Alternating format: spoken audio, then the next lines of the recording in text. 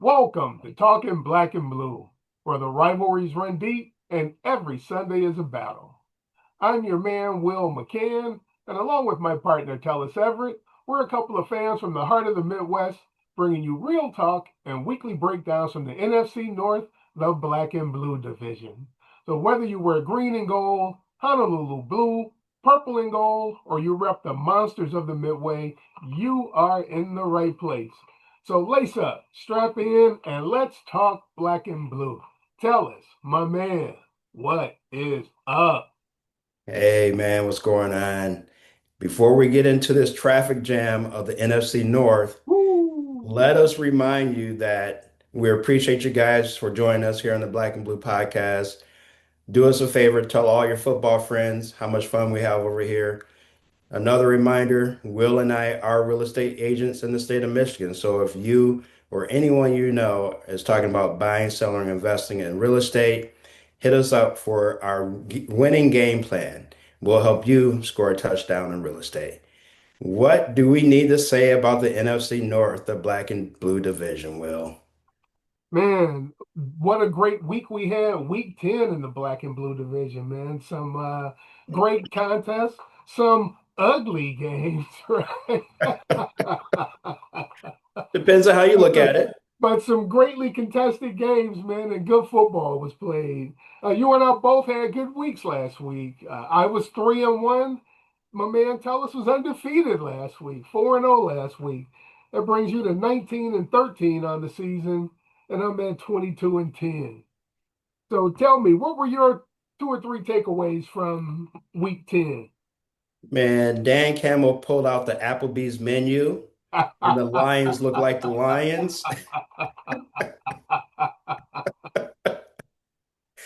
Another come from behind win for Chicago. Chicago, man.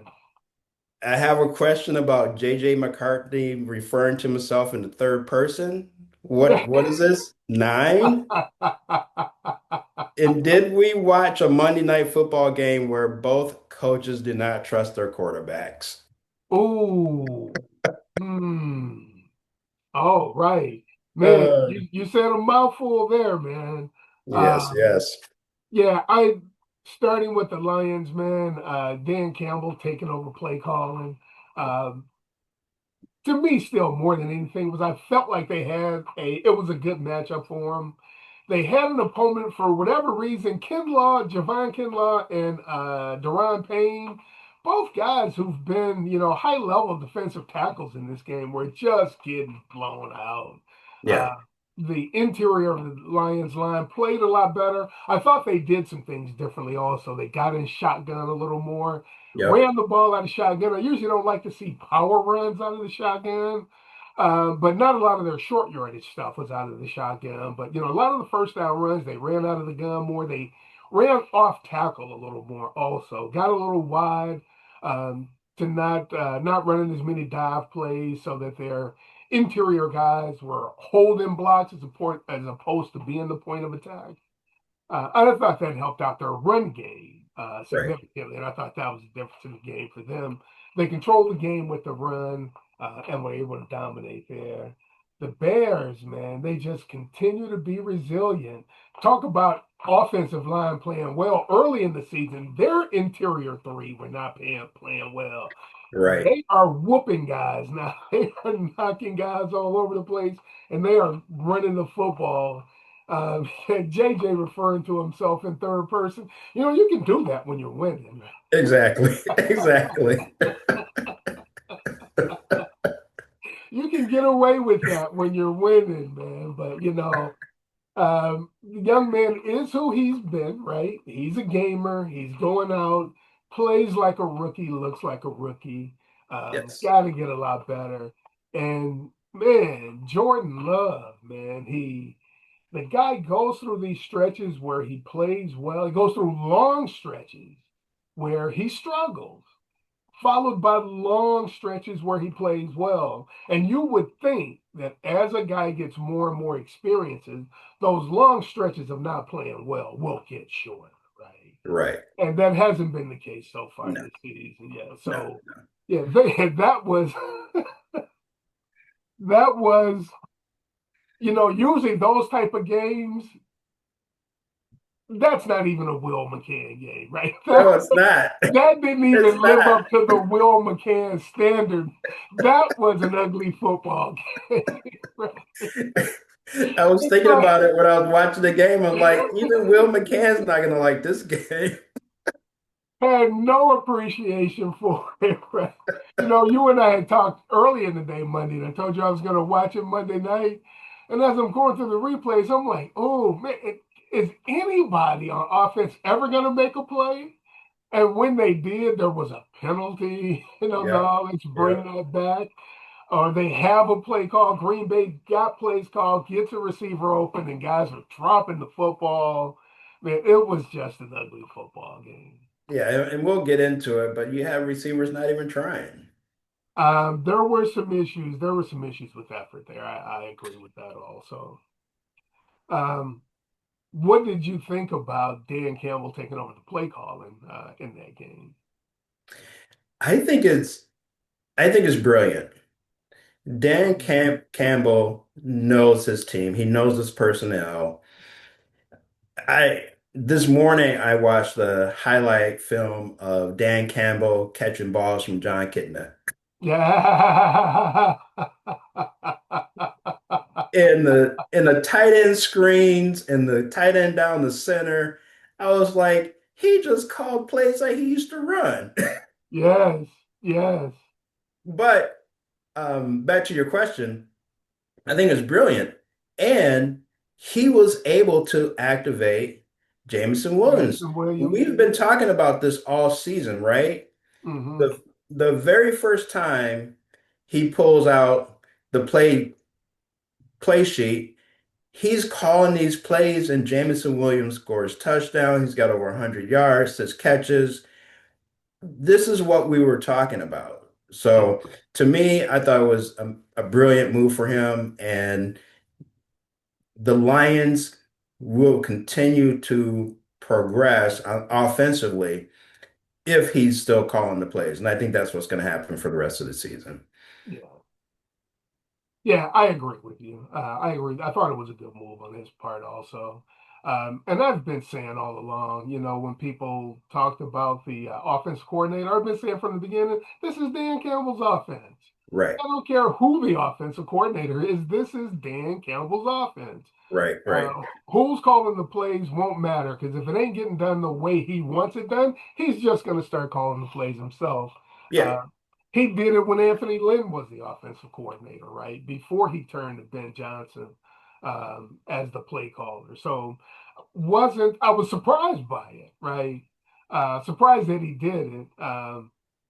Game on the road. It'll be interesting to see whether or not he continues to call the plays going forward, or whether he kind of turns the play calling duty back to John Morton. So that'll be interesting to watch as the season progresses. It's interesting to watch. I think he has enough information though to say, all right, John, you you've had the first half of the season. Hmm. These were the results. I'm going to take it over. Now you can still do what you do over there, but I'm taking care of the play calling, right? He does.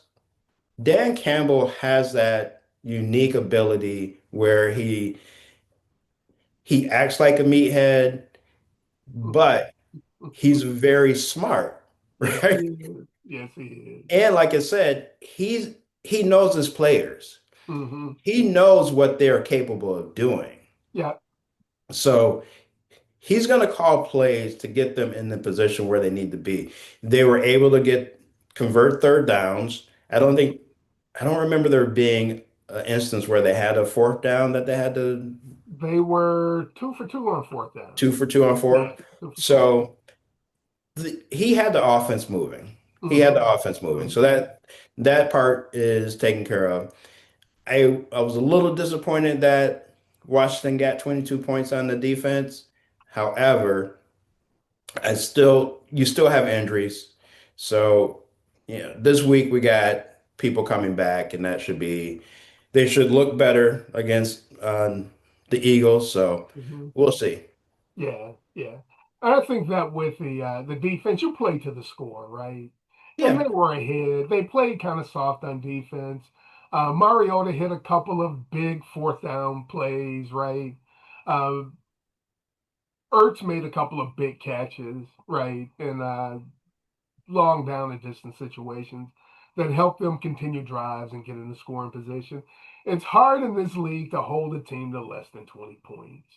Um, it Teams are usually going to end up around there. Either you're ahead and they're going to come back, or they just are going to be effective enough to get to that level. So Hmm. wasn't as disappointed. I thought the defense played well. They didn't bleed a lot of yardage. Um, weren't as effective in the red zone as I would like to have seen them be. But I thought overall the defense played a good game. Yeah.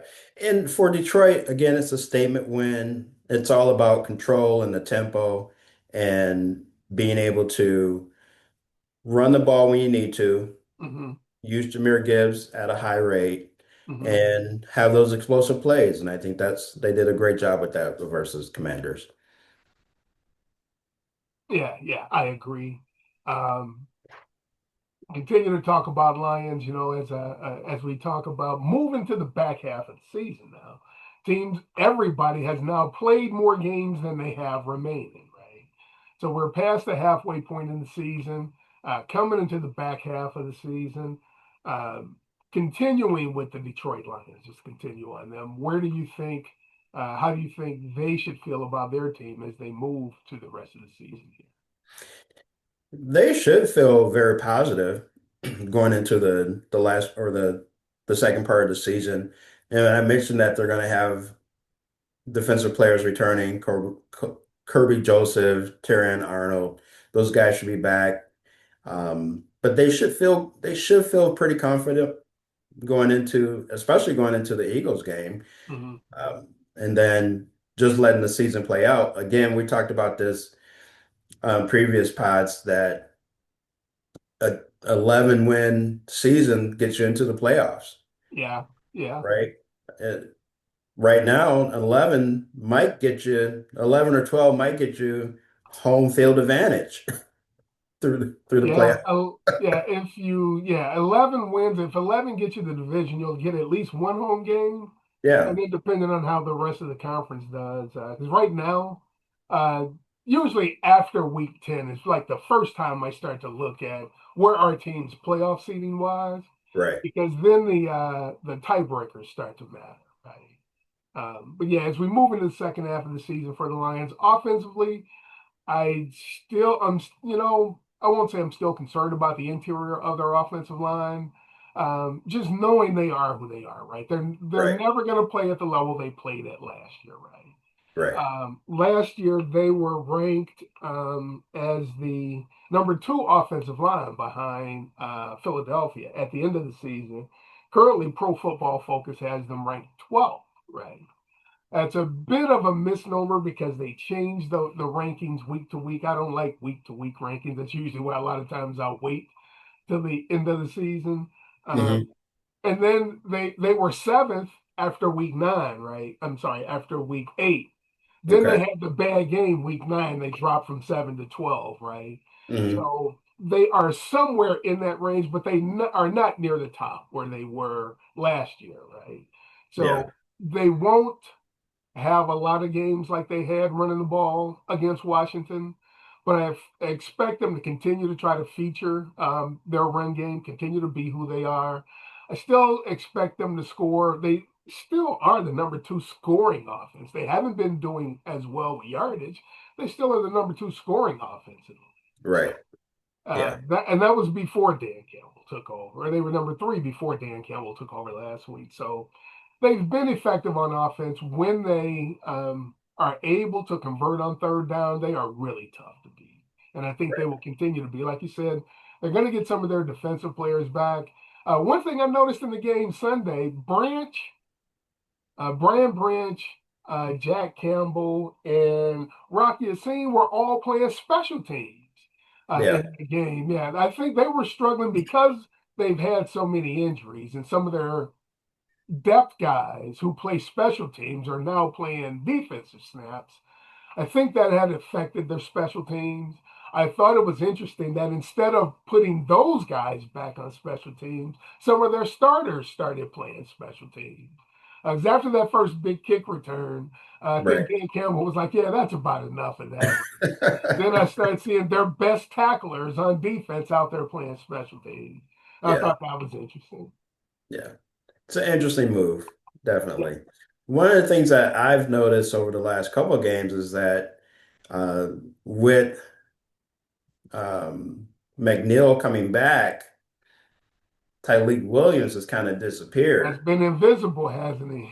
And I'm like, we got to find a way to get this guy back on the field. I was going to bring that up too. Excellent point. Yeah, he only had 4 snaps. He played Right. 4 snaps in the game. Roy Lopez has passed him on the depth chart, right? And Yeah. you're right. Since McNeil came back, he has hardly played at all, and I Yeah. found that interesting. Yeah. I find it interesting. I don't know if they're trying to save him because he is a rookie and, give him some rest and, bring him in a little bit later in the season. But man, you got to get this guy back on the field. Yeah, he needs to get more snaps. I agree with you there. Yeah. Let's talk about the Chicago Bears, the monsters of the Midway, the surprise of the division so far. Right? They come into this game at 6-3 in a first place tie with the First Detroit place. Lions. Who would have thunk it, right? Who would have thought that Exactly. the Chicago Exactly. Bears would be a first place team? How do you think they should feel about their team heading into the back end of the season? Chicago should be excited. The fans should be excited. They're seeing something from Caleb.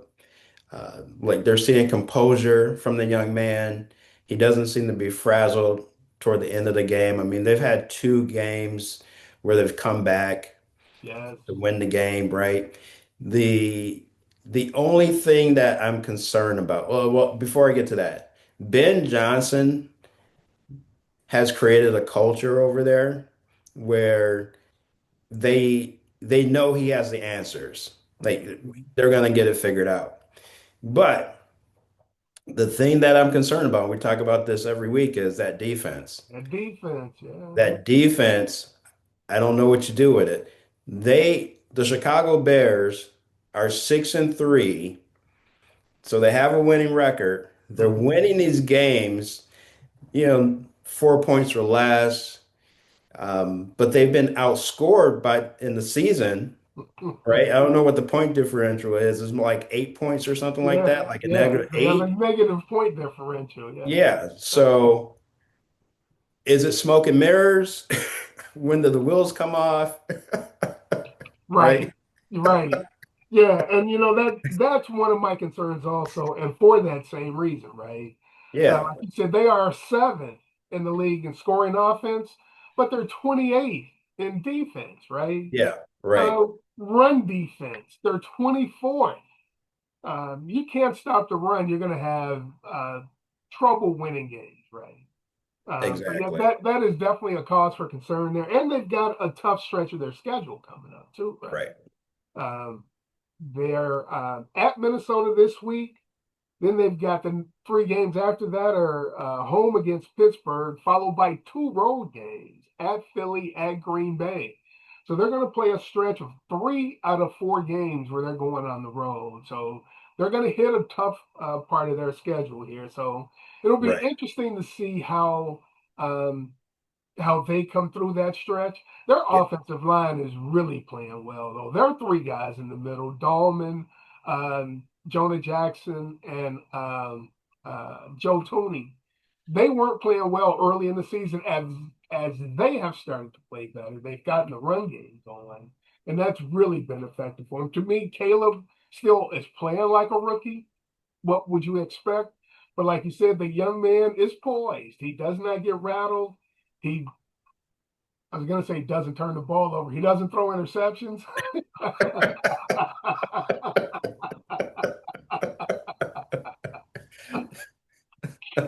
His running, aside from the called quarterback runs, because of his skill and his effectiveness there, I still feel like he wants to run a little too much. Still got to get that hero ball coached out of him a little bit. The running backwards, it makes me nervous every time he does it. Yeah. Uh, Took some unnecessary sacks in the game.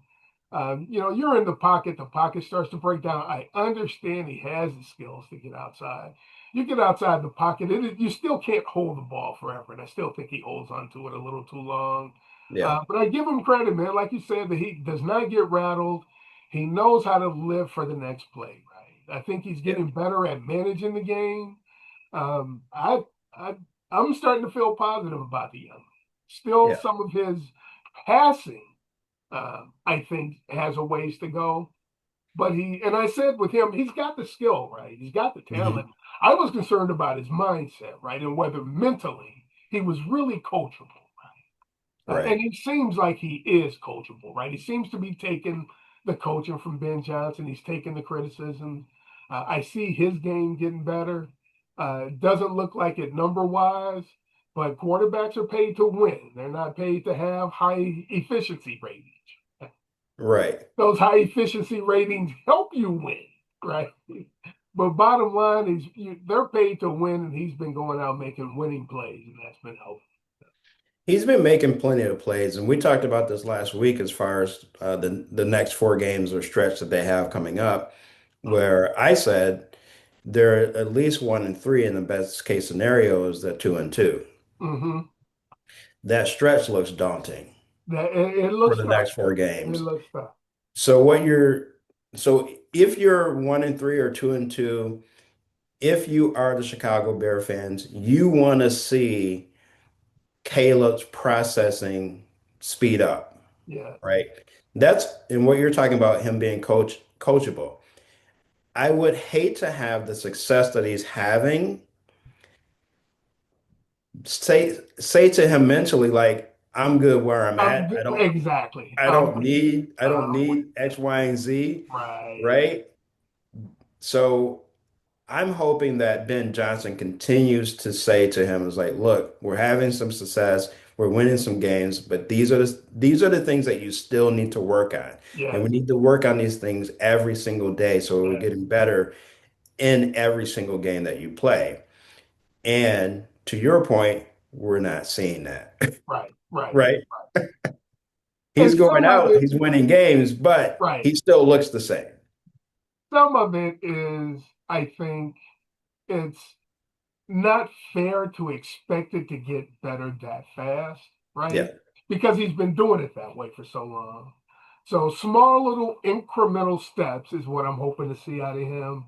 Um, but yeah, I think, like I said, I like what I've seen out of them so far. Yeah. Another thing I like from the Bears, how about the move for them to go get CJ Gardner-Johnson and for Yeah. him to come out and have an impact on the game Sunday? Yeah. Yeah. Exactly. That was an under the radar move. CJ, man, he's one of those. The guy makes plays, right? Yes. But for whatever reason, he rubs people the wrong way because he gets let go everywhere he goes. You see him out there Sunday making plays. By Wednesday, a team is cutting him, right? Or Right. telling him they're not giving him a contract for next season, right? Right. Right. So there's something about the guy that just rubs people the wrong way, right? Yeah. We'll see And how long it lasts.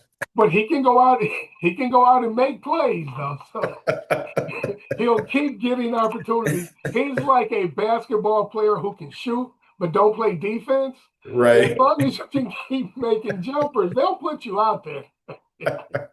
They might get tired of you after a while, but somebody else will figure we need a few baskets. Let's go get the guy. And that's what Right. we need a few big plays on defense. Let's go get CJ until he rubs everybody in the locker room the wrong way. Let's just keep him as long as we can. That's hilarious. Hey, moving on, let's talk about the team from Wisconsin, man, those Green Bay Packers. Tell me how you think the Packers should feel headed into the back end of the season. They have a lot of questions, and those questions are on the offensive side. Defensively, in this game against the Eagles, Walker, McKinney, Williams, they were lights out. And then every time you looked up, I mean, Parsons didn't have a sack or anything like that, but he was chasing Hurts. He was on his heels. Yes. And most quarterbacks cannot outrun Outrun him, right? Parsons. There are few quarterbacks in this league that can outrun that guy. But so the defense, I I just wonder how long before the defense turns on the offense. Kind of like Mm, when the Seahawks yeah, yeah, yeah. turned on the offense, right? Because this team is holding the defensive side of the ball, they're holding other teams under 10, 12, 14 points. When you do that in the NFL, I mean, to your point earlier, you said Yes. it's hard not to score 21 points or so in the NFL.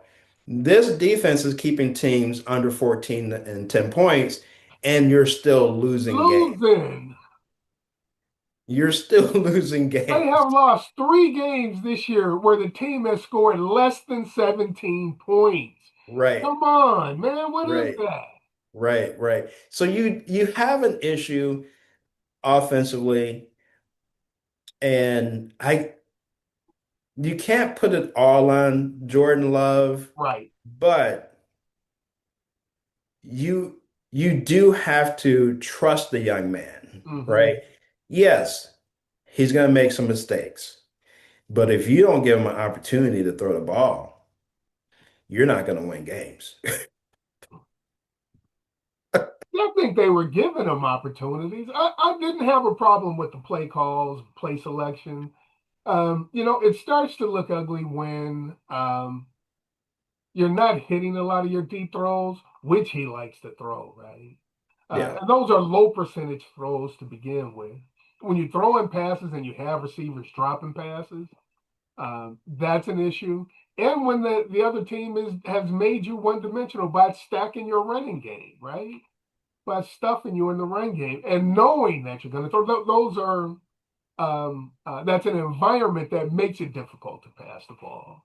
right. Um, and they, But I think the depth of target was probably less than 2 yards. I don't have those numbers in front of me, but it didn't seem like they were actually trying to get down the field with the passing game. I think missing Kraft was a big issue for them I as agree with well, that. Yeah, but they're just not efficient.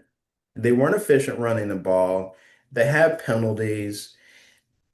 Those things become like a coaching issue, and LaFleur's been a great coach, and all of yeah, a sudden we're gonna say he's not a good coach. yeah. I don't So get it's that. I'm like with you. I don't get that so either. there's something about the offense that's not clicking. Hmm. And again, when your defense is playing lights out, you should be winning these games. Yeah, You should yeah. be winning these games. And it was a tough game to watch in the sense of I felt like I was watching a mirror image of each team, right? Yeah. With the exception of a couple of big plays for Philly. Yeah.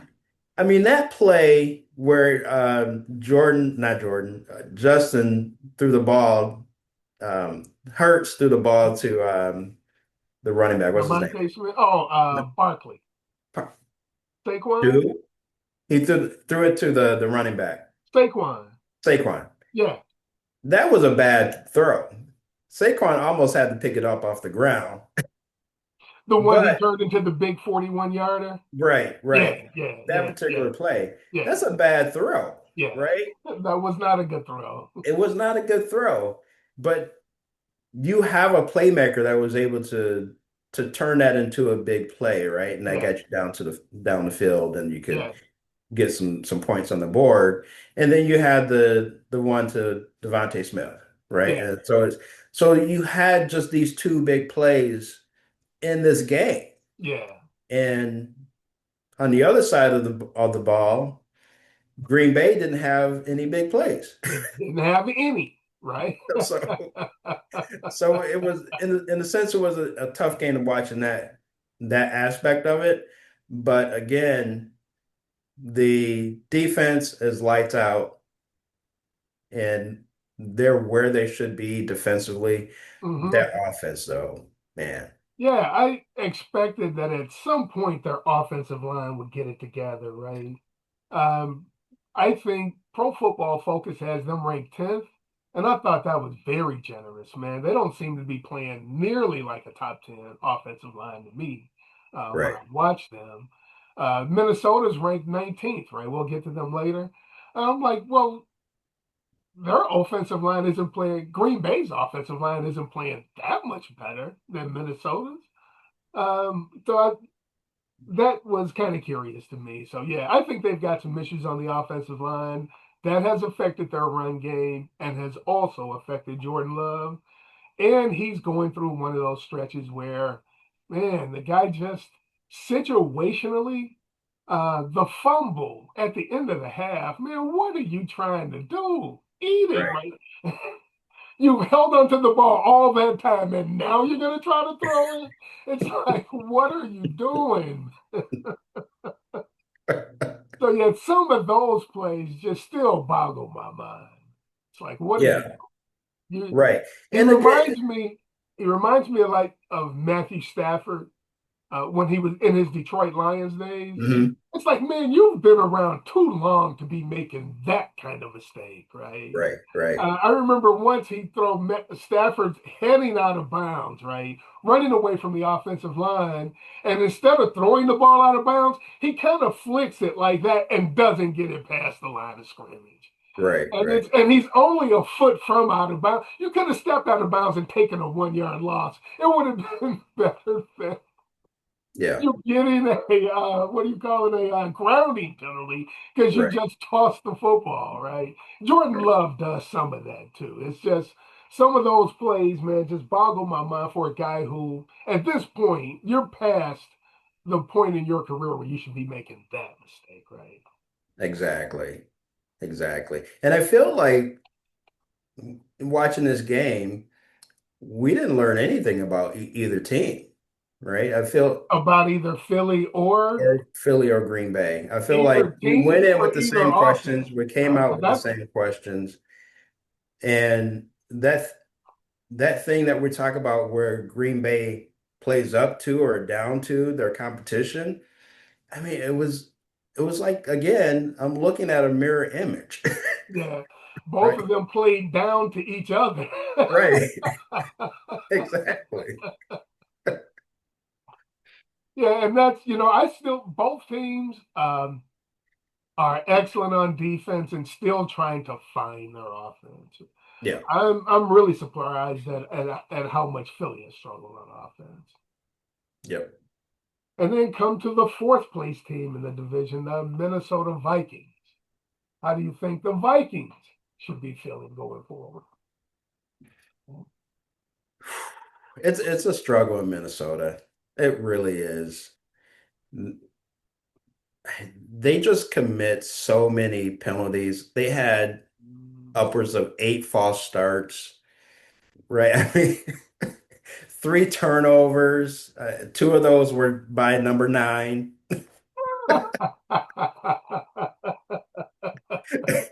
I'm trying to figure out what this alter ego thing. If he's playing well, is it the alter ego, or Yeah.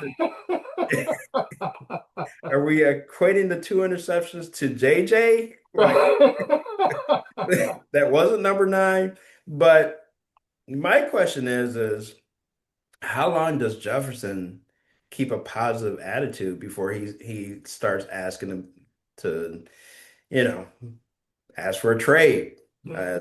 Because it just doesn't look good in Minnesota. Now, we're going to get into the predictions. I do have them winning next week, but man, that just an inconsistent play, the penalties, yeah, they're just poor situational decisions are being made. It just they're in a bad place.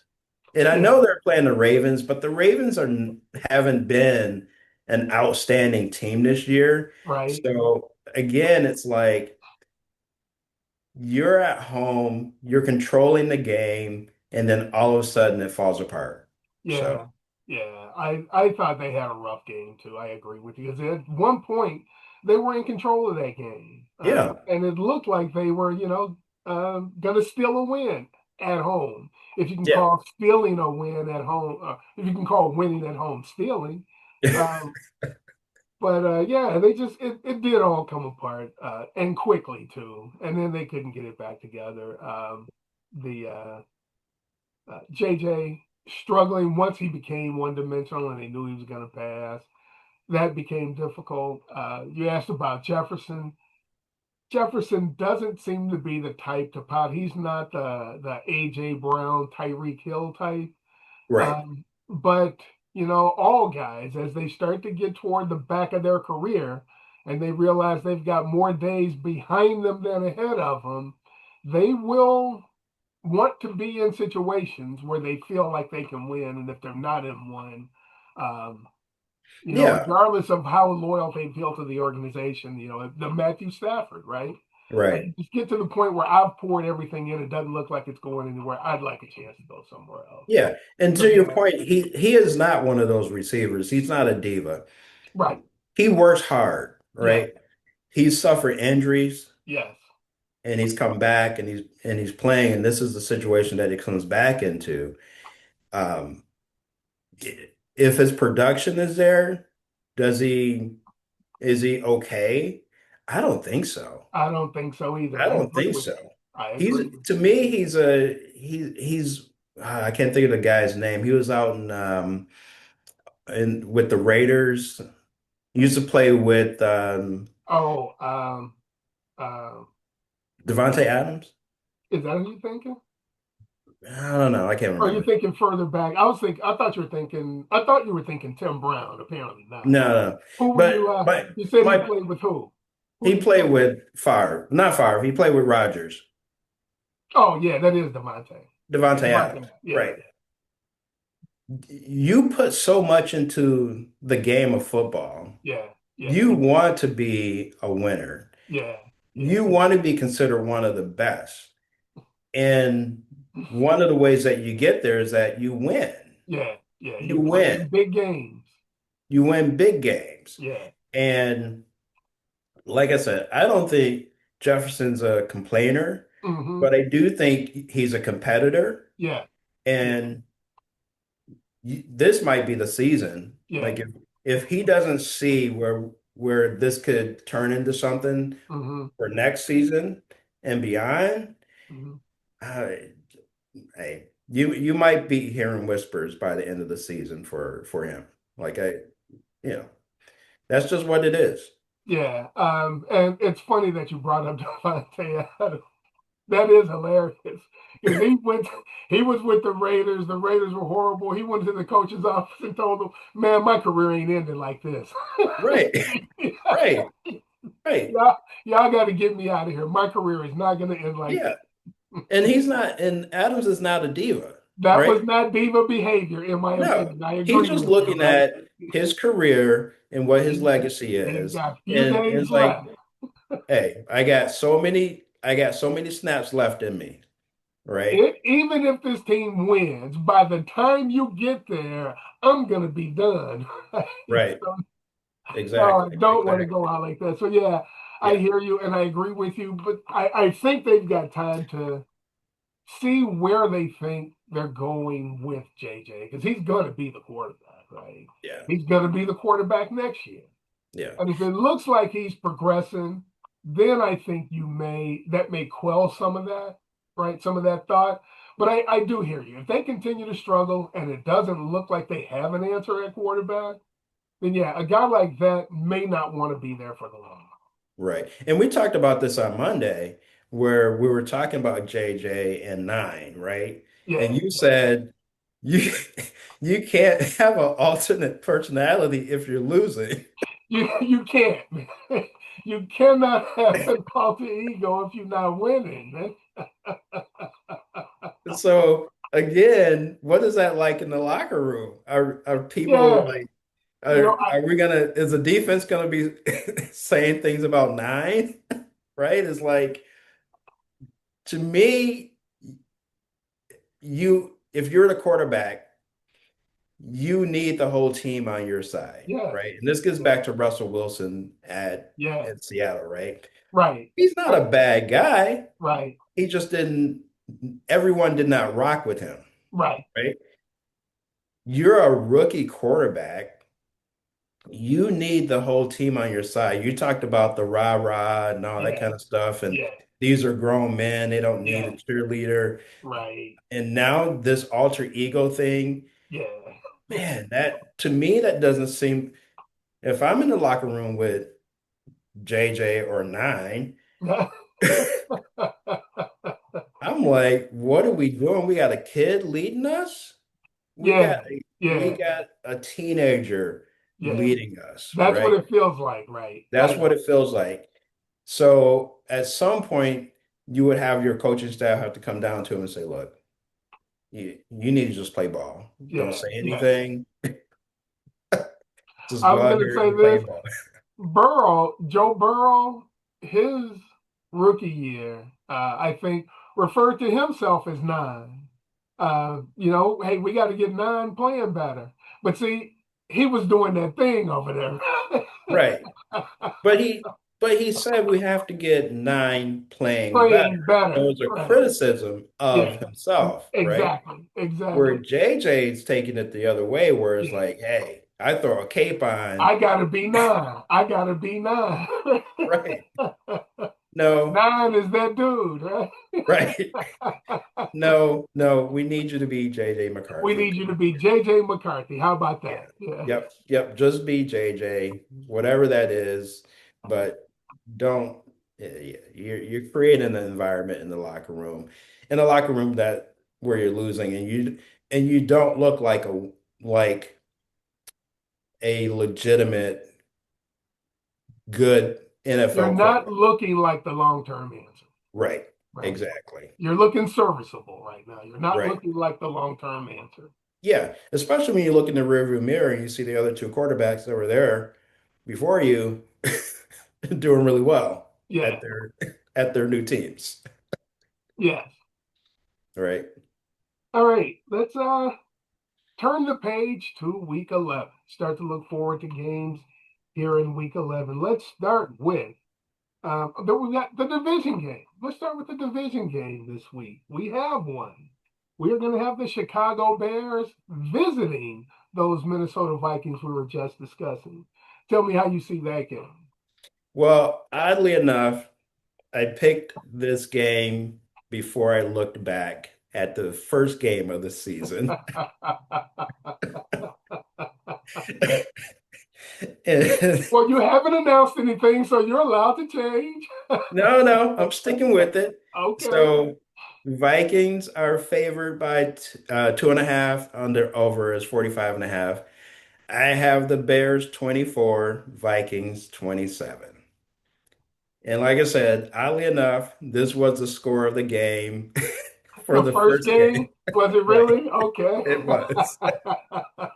So it really just comes down to the Bears having that clutch performance the last two games versus the inconsistency of the Vikings.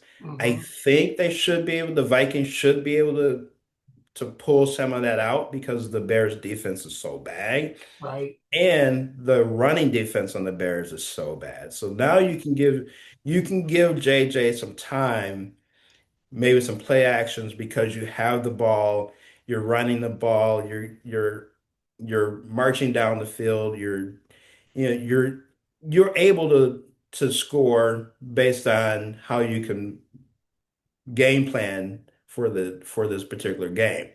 The Bears are giving up over 28 points per game, That is a right? lot.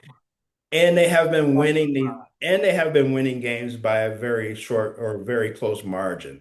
So Hmm. I think that ends this weekend with a victory for the Vikings. Yeah, I see the game the exact same way.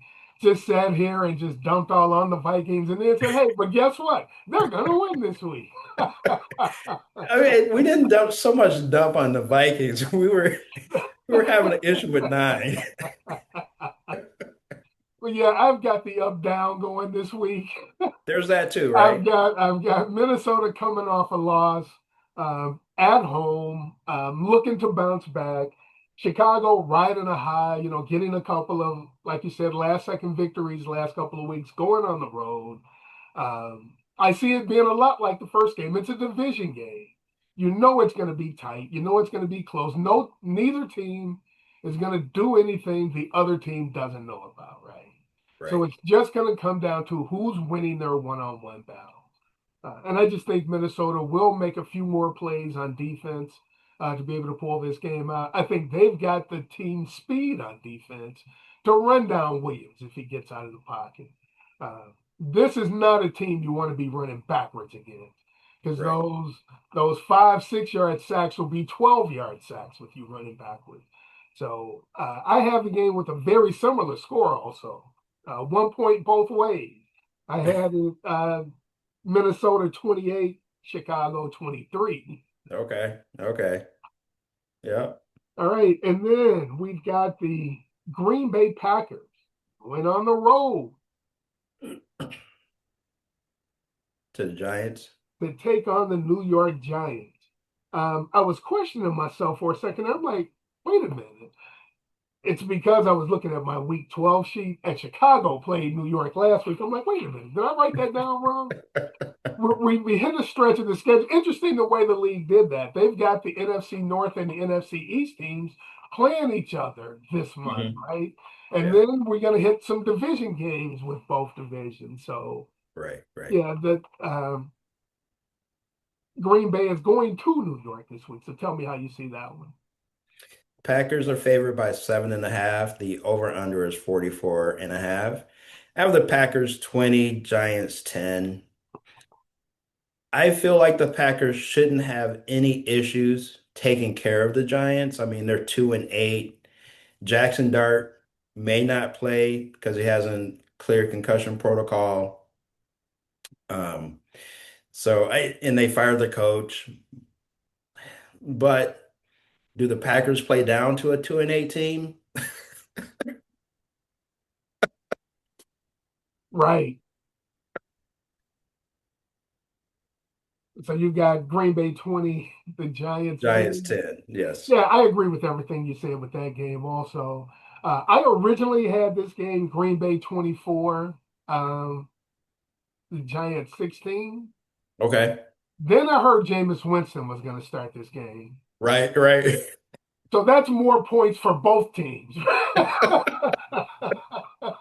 Yeah, some defensive score going on He's there. gonna right.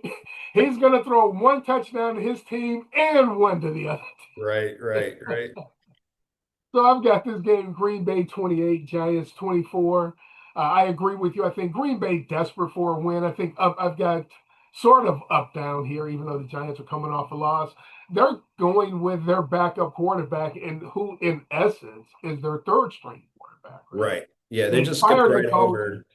I Go ahead. Say what you're saying. I was just gonna say they skipped right over Wilson. Yeah, yeah. Yeah, the coach went, yeah, we're not going back to you, my guy. Yeah, we're going to the third string guy.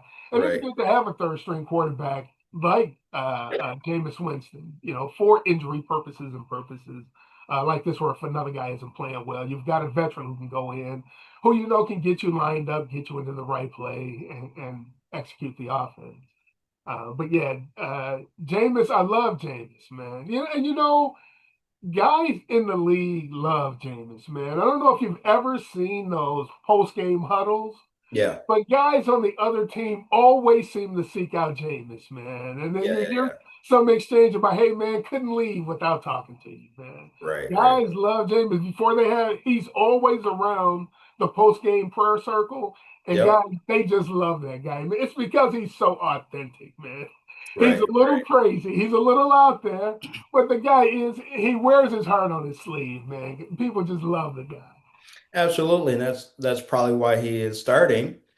But again, you don't have a head coach or you got an interim head coach Right. and the organization itself is in turmoil. So what are you gonna do? Right? Yeah.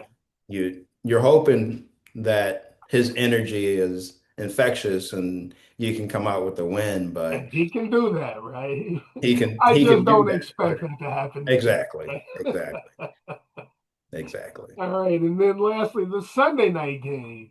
The Detroit Lions traveling to Philadelphia, the city of brotherly love. Tell me how you see that game going. Eagles are favored by 1.5.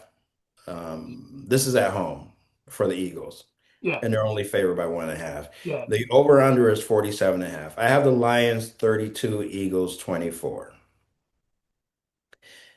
The reason I scored this way is because I feel Detroit's rushing game is their strength. And if they lean into that, they can control this game. They've won 9 of their last 10 games on the road with their rushing offense. So, like, if they can continue that momentum that they created and that confidence from last week's game, then they should be. We'll be looking at the Lions that we saw. Plus, they're getting their safeties back, and Mhm.